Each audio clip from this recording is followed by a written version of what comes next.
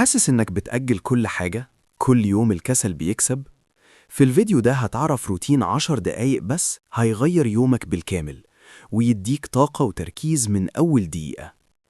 أول خطوة، افهم إن الكسل مش مشكلة شخصية، ده عادة ممكن تتغير بسهولة.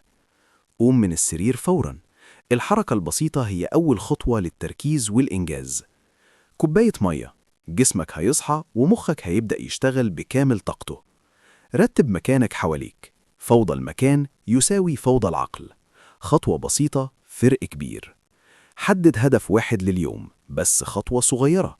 التركيز على حاجة واحدة بيخلق إنجاز أكبر. امشي في المكان أو اعمل تمارين بسيطة، جسمك هيصحى مع ذهنك. خد نفس عميق، ركز على الطاقة اللي دخلت جسمك، هتحس بالاختلاف فوراً. ابدأ المهمة اللي كنت بتأجلها، إحساس الإنجاز هيحسسك بطاقة كبيرة. قول لنفسك أنا قادر أخلص أي حاجة. 10 دقايق بسيطة هي اللي بدأت يومي بشكل مختلف.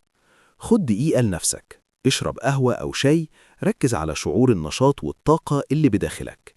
جرب الروتين ده كل يوم وشاركنا في التعليقات، هل هتبدأ من النهاردة؟